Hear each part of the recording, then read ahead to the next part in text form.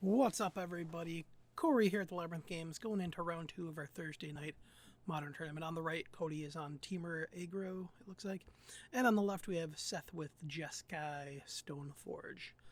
Okay, so we see Cody opens up with a Hex Drinker, taking 2 damage from the Radiant Pool. That's an interesting card. It's good to see some Modern Horizon cards make its way in here. Hex Drinker, you know, it's a 2-1 for green mana. It's a great body. It's good dark to drop right away. But it really shines when you get to leveling up to the second phase, which turns into a 4/4 pro instance. Cody drops a Scalding Torrent and cracks it. Probably going to put a land into play and double level up his guy.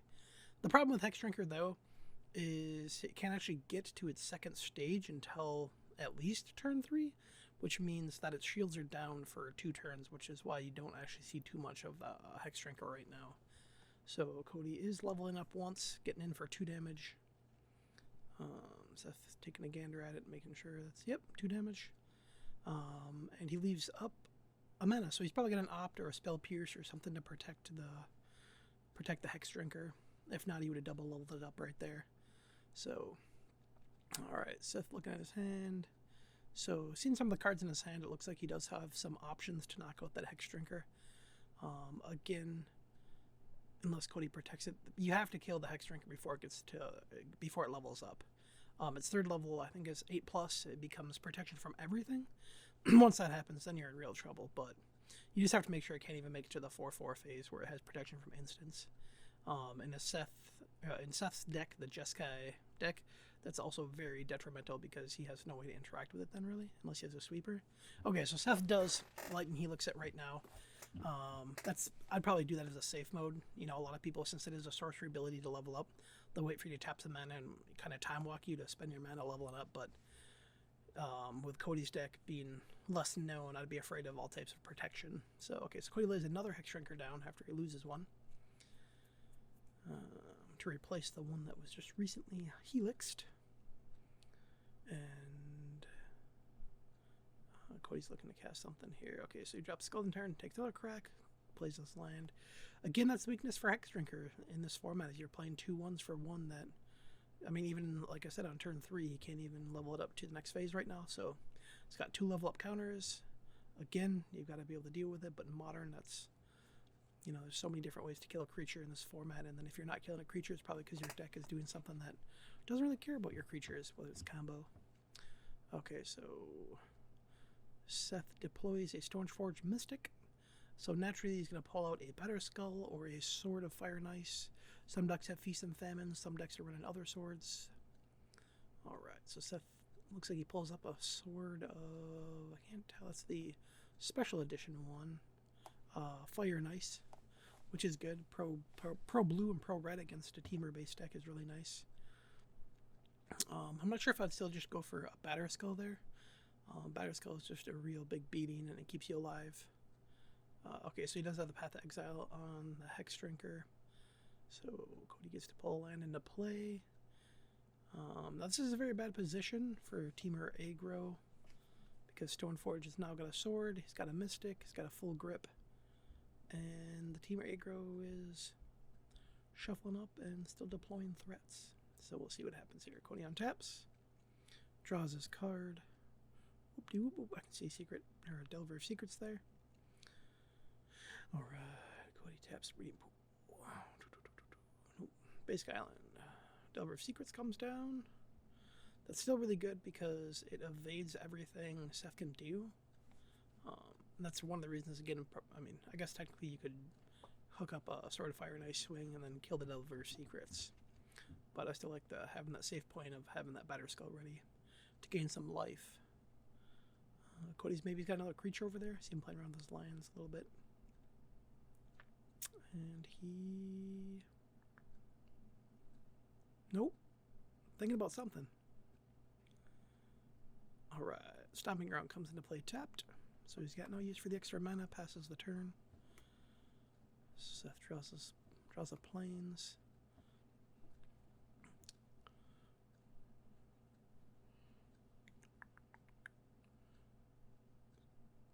Gonna play a land here. I don't know if I'd play...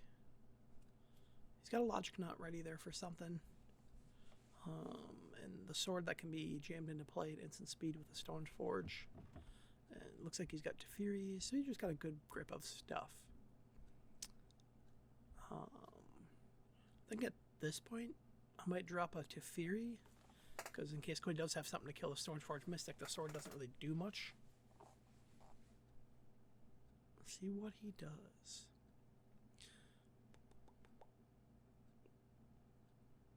It just passes the turn. Ships it over to Cody. Cody untaps. Draw reveals for Delver of Secrets. It is a Vapor Snag. So that means the Delver can flip, which is good. I want to start lightning bolting Seth in the air. 3 damage a turn. At least do put some kind of a clock on him, rather than just let him run away with this game. So Cody gets in there for 3.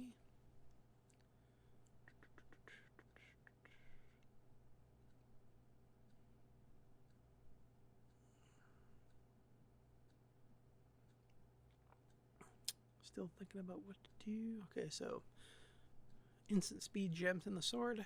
Cracks the Misty goes to 13. And now here's that part where that I wasn't sure, like, yeah, he's got the stoneforge and the sword in play, but now he needs a creature to hook up with the sword.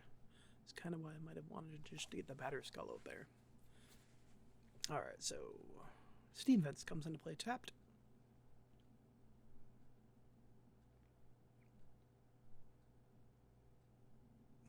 Shuffling up.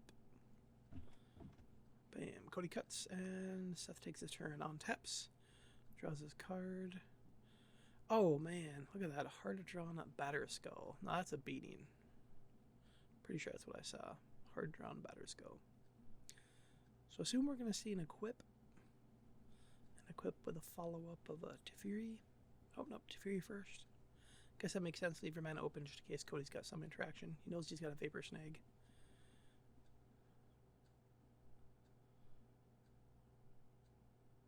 Cody just goes to Vapor Snag right away. I probably would have. Oh no, because that's right. Teferi puts him, makes him so he has a cast off right away. So he Vapor Snags stoneforge, which, man, that feels. I mean, you know you have to, because he's just going to hook up the equipment that you now can't interact with. So that's just bad beats though, and you know it can redeploy the stoneforge and go for another equipment. It's just that's such a good card. It's definitely redefined the format, unlike most of the other cards that they have on banned. That's the. We'll see how the format goes out, because it seems like every other deck right now is whatever flavor you want to play plus stoneforge, which isn't bad. It doesn't mean it's a broken card, but we'll see. We're starting to see decks main decked artifact removal that are very universal for this. So we'll let the format, you know, kind of change with the stoneforge mystic meta. Let it flush out a bit before you start saying that it's broken and needs to be rebanned. Alright, so. Alright, Cody casts a Snapcaster. Targets. Can tell what he's targeting over there. Kind of did that. Opt. So targeting opt. Main phasing it all because obviously the Fury's in play now, so he's got to do everything at main phase.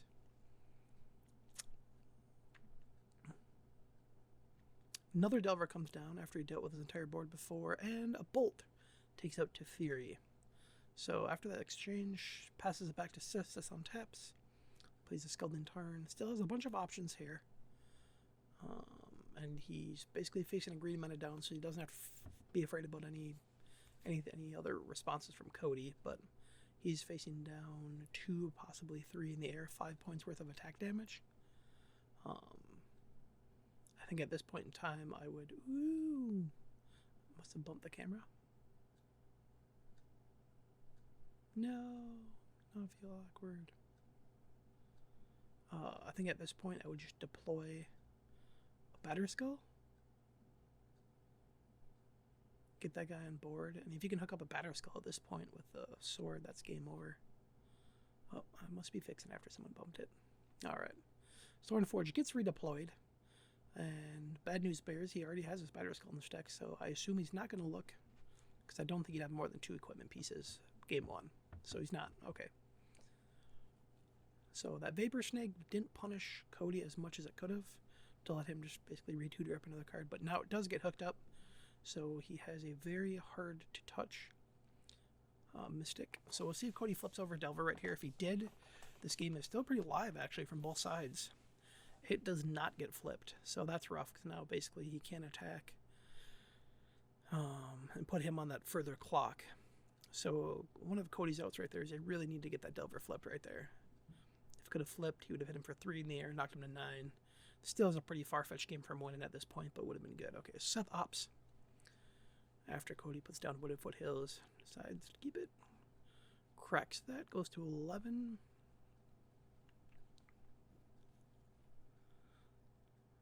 Gets a hollowed fountain. That is foil nonetheless. So shiny, so foily. Alright, so Seth untaps. Draws. I think at this point, what you see in his hand, I probably would attack just to get that Delver off the board. You don't want that to flip and turn into a lightning bolt. And he has 4 different options. He can drop down, be it Batterskull or Teferi, just to deal with the leftover Snapcaster, which I wouldn't even be afraid of currently at this point.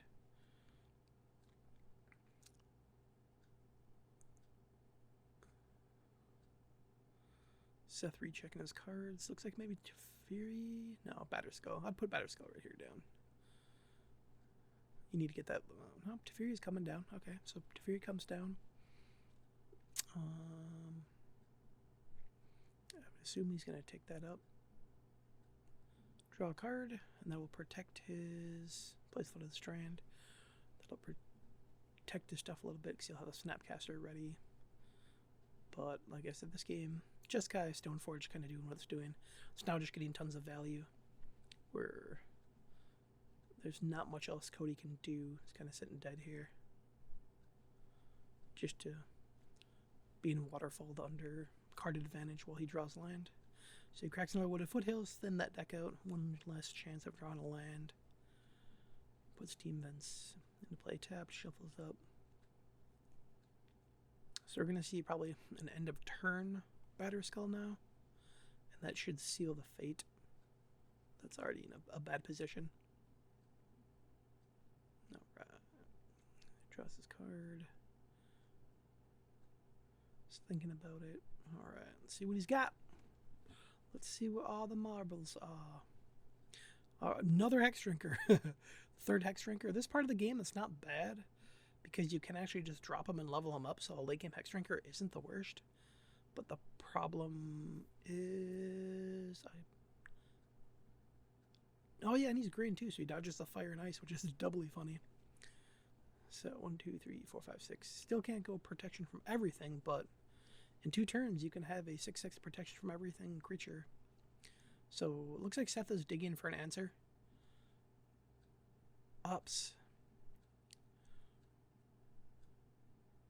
Right. So the only thing for Cody to do is start leveling him up. So he gets a level up counter. 2, 3, and in response to that one, he gets pathed, and that's the exact reason why Hex Drinker is just so vulnerable in this format. That's one of those cards that it's kind of like having Dark Confidant in certain decks, where like you feel like every time you have it, they always have an answer for it. So it does get pathed, as if Cody doesn't have enough lands already. He's gonna go pull another land. But again, that's the vulnerability of Hex Drinker with a sorcery ability that you have to pump up that much. You know, he's a 2/1 bear early that takes a little bit to get going, and late game, I guess, still not bad, but that ability is just so hard to get off the ground. Cody chooses not, so he must be out of basic lands from all his searching and fetching and getting pathed. So, we still have, oh, no, not jamming the Batterskull. Or is it 3 mana? No, it's 2, pretty sure it's 2. Yeah. So, assume we're going to see another tick up of Teferi. Yep, draws his card, rips a bolt. Assume at this point in time you attack, get some damage in, kill Delver, Lightning Bolt Snapcaster, pack this up, call it a day. Yeah, gets in there. Trigger. Trigger 1 is doing 2 damage to the Delver, and draw a card. Just drawing all the cards in the world. Pulled a, is it a Monastery Mentor? Can't tell. Looks like it, yeah. Lightning Bolt. There's this Lightning Bolt and Snapcaster. He's now snowboard, 1 card in hand. against all the world. So, woo! Packing that up. Well, we're waiting for this game to officially end. What are your guys' thoughts about the new set coming out? I am super ecstatic. I think it's a very fresh set. A lot of these cards are actually powerful for, I think, all the formats, be it standard or modern or sealed. I'd like to see... Oh, there you go. Scoops it up. But the new mechanics seem very fun. You got the food mechanic, which is actually interacts with a lot of things, unlike the treasure token mechanic that you only sacked it for mana, and there's very few things that treasure tokens actually interacted with. So I didn't like that as much as the food mechanic. Alright, so Cody goes into his board. I assume with Temur Aggro, he's either going to bring in some creatures that are going to be really hard to kill, that are hexproof, or he's going to bring in a ton of more control type spells like Spell Pierce, counter spells, things like that to control the board a little bit.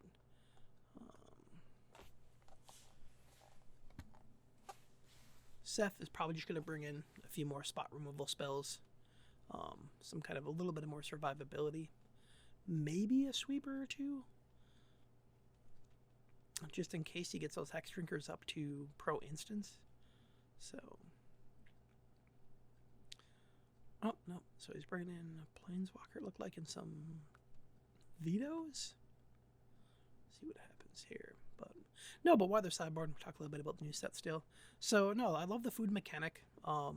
It's kind of boring when you think about, oh, you sack it and gain 3 life. That mechanic is really good in sealed when you don't think about it in constructed. But even in constructed, when you're playing against aggro decks or aggressive decks, or if the burn deck survives rotation, which they usually always do, sacking food for life is a huge late game boost.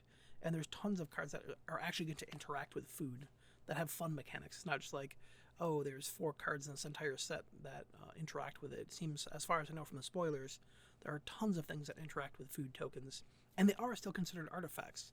So if there's anything in the set that does stuff with artifacts, it's still kind of cool. And then you look at, is it Adamant, the other ability, where you can cast a spell and then it gets a buff if it used all of a single colored mana. That's really good because it benefits decks that aren't just splashing a million colors in their deck. And the benefit from the card originally is that the card isn't terrible unless you use that extra mana. It's still a good spell regardless. And then if you happen to spend all that certain color mana, then it becomes really good. Like there's a burn spell that does, I think it's like 3 damage for 4, or 3 damage for 3, and then if you paid all red mana, it does 4 damage. It's really good for an instant speed removal spell. I like it. Looks like they're still shuffling up here after their sideboard plan. Again, this matchup I think favors the Jeski stoneforge deck. It's just really hard for Temur to come out of the gates and be able to rush that and be able to deal with all the answers that the Jeski stoneblade deck can provide for that. So we shall see. What was it? It was the other 2 mechanics: food, adamant. What's that third mechanic? Cannot remember what that one was. So, presents the deck. Does her cuts. Oh, and some of the new cards. Oh my god, they are looking good. I'm a hobbit. So, draws up their hand. Cody looks like he's got a bunch of gas, but does he have the land for it? Couldn't quite tell. Seth definitely has a rounded out hand. A little bit of everything. Takes one more look through. They both look through. Looks like they're keeper. Keeper. All right. Nope, it's not a keeper. It's going back in. I couldn't tell if he had enough lands to power that through. He does not. So he's shuffling back up. But yeah, no, I think the breakout card of the new set, I can't name off the top of my head right now, but it's the one that if it's your turn, it's the first card you played, you get to look top 5 cards of your deck and put a land or a creature in your hand. That card is just going to be outright amazing for tons of different decks, whether you're a creature deck or a control deck, or just to be able to get a free spell off right off the bat like that, it's going to be amazing. So we shall see. Okay, so second hand is up. I see a Wooded Foothill there, so this one might be better. Puts the card on the bottom. I do not need that. Alright, Wooded Foothills, cracks it. Takes 1. I assume he's going to get a stomping ground. Oops, Steam Vents take 2. And let's see a secret. I have a secret. Delver of secrets. Oh. So the key is he's going to need that thing to flip ASAP. He wants that to flip right now. Get in some bolts in the air. Put that clock on Seth before he gets control of this game. If he does that, then he's got a chance, I think, here. Alright, untaps. Looks at it. Let me see the magic. Any magic? It is not. Gets in there for 1. Pokes him in the eye for 1 damage. Alright. Serum Visions. Draws a card. Scry 2. Takes a look at him. Checks his hand. See where they go.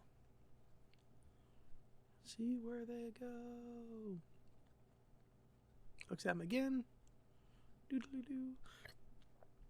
And decides to bottom both of them. So, plays them out and passes the turn. Seth got a Snapcaster Mage and a bunch of lands, so he's going to have to draw some outs here. Got a lot of lands. Steamouts takes 2. Maybe I missed something in his hand that I didn't see there. Oh, a braid. There we go. Okay, so takes 2 to abrade that. I don't know, I thought of maybe taking 2 to abrade that. In worst case, it doesn't flip and you take an extra point of damage, but you put into play a tap land, and then take 1 if it doesn't flip. Save yourself a little bit of damage. Cody opts. Draws a card. He's going to windmill slam a land here. Nope. He's going to miss a land drop. Misses the land drop, doesn't deploy a threat. Again, this is pretty bad for Temur at this point. Not applying threats to attack Seth, and Seth doesn't really have too many defenses, but now he does. I think I see a Spell Queller in his hand. Cody does have a Lightning Bolt, so he can just kill whatever he gets Spell Quelled, but at this point in time, you'd want like a 1-drop, 2-drop, or turn 3, 2-drop. Anything to keep applying pressure. That's why I don't know if I like this Temur build too much. You just have so many cantrips that, like, unless you tempo out and drop that 1-drop, 2-drop, keep that alive, keep your tempo going. I think it's just they're trying to do too many things. Alright, so Seth drops a Hallowed Fountain into play tapped from Misty Rainforest. Cuts the deck, shuffles up, untaps. Let's get something out of this. Alright, so, ooh, was that the sword? Was that the Sword of Fire and Ice I saw get ripped up there? I think so. Doesn't do much right now because you don't have any creatures. I thought he might have had a Snapcaster in his hand. I guess technically you could just run it out and have a Spell Queller ready, but you want to keep the Spell Queller up. So Cody draws. Looks like he may have picked up a Delver of Secrets again. Maybe time to deploy that.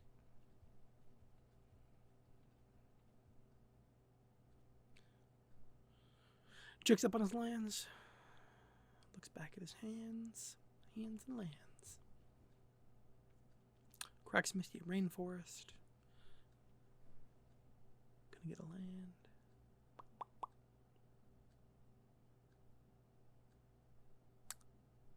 Yeah. Gotta find the correct one. Don't want to get the wrong one. Breeding Pool comes in, takes 2. Alright, so he's got all the colors he needs now. Red, blue, green. But you're facing down a Field of Runes. That doesn't do much, I don't think, in this matchup. But a Celestial Colonnade. And what looks to be... Yep, okay, so... I probably Spell Queller this just because you want to start doing something in this game anyways. Because you know Cody isn't doing much anyways. At this point. Okay, so yeah, he's going to... No. Snapcaster, okay. Seems fine. Maybe he's just going to braid it. Get your own threat on board.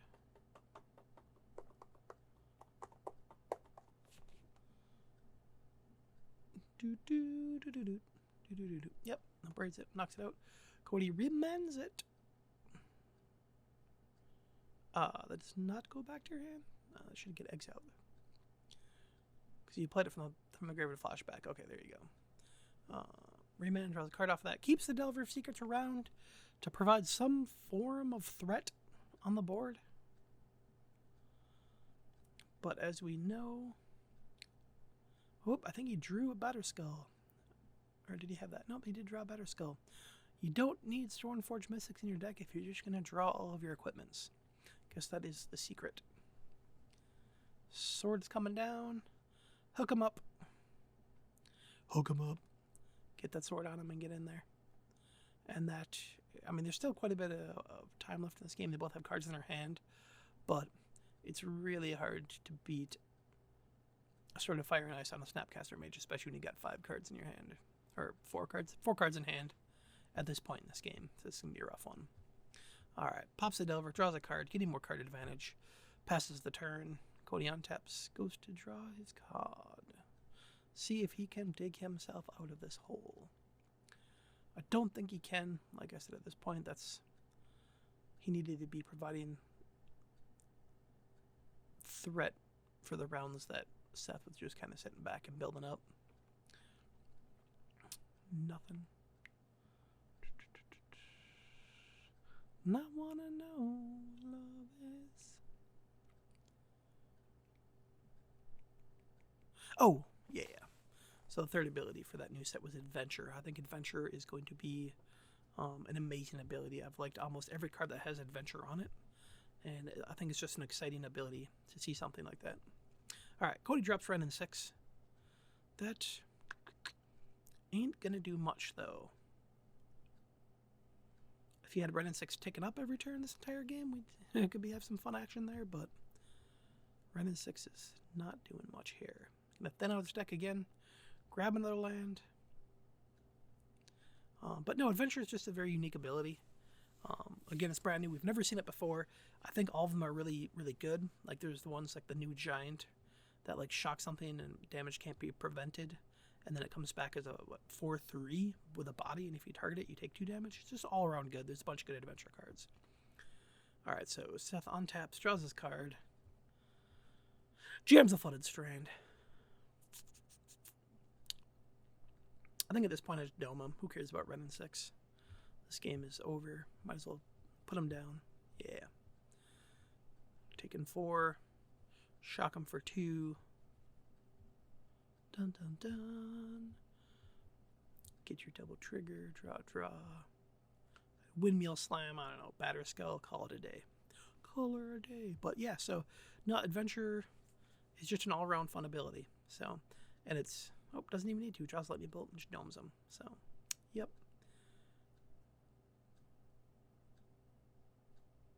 Cody can remand it, which does nothing. He spell quells it anyways, just to add injury to insult.